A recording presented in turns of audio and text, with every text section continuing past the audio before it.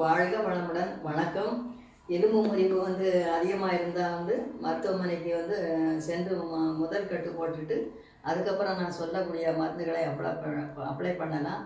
ரெண்டாவது எலும்பு முறிவு அதிகம் இல்லாமல் லேசான எலும்பு முறிவு இருந்தாலும் சரி, இல்லை ஜவ்வு கிழிஞ்சு பிஞ்சு போயிருந்தாலும் சரி, இந்த மூட்டு நீர்கள் சுரக்காமல் இருந்தாலும் சரி, ஜவ்வு விலகினாலும் சரி, எதுவாக இருந்தாலும் நான் சொல்லக்கூடிய இந்த எளிய காசு இல்லாத இந்த எளிய மருத்துவத்தை நீங்கள் பயன்படுத்தலாம். சீக்கிரம் குணமாகும்.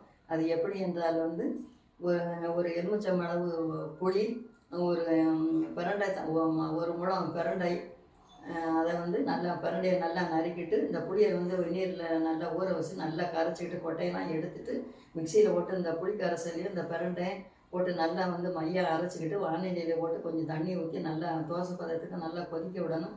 புளி வாடை இல்லாமல் கொதிக்கணும். கொதிக்கக்கூடிய நேரத்தில் ஒரு அரை ஸ்பூன் கடல உப்பு போட்டு நல்லா அது கரையும் கீழே இறக்கிட்டு அடிபட்ட இடத்துல அடிபட்ட இடமா இந்த ஜவ்வு விலகுனாலும் சரி, எந்த இடமானாலும் சரி, அதில் சூடாக லேசான பொறுக்கக்கூடிய சூடில் அப்ளை பண்ணிவிட்டு அது காஞ்சதை ஒரு காட்டன் துணியை நல்லா சுற்றி வர கட்டிட்டு ஒரு 2 நாளைக்கு வச்சுட்டு 3 அவுத்து பார்த்தீங்கன்னா சரியாயிரும். இந்த எளிய வைத்திய முறையை நீங்கள் பயன்படுத்தி எனக்கு அந்த உதவி செய்யணும். இது எல்லாருக்கும் மக்களுக்கு சேரணும்னு எனக்கு ஒரு மகிழ்ச்சி. அந்த உதவியை எனக்கு செய்யுங்க. நன்றி.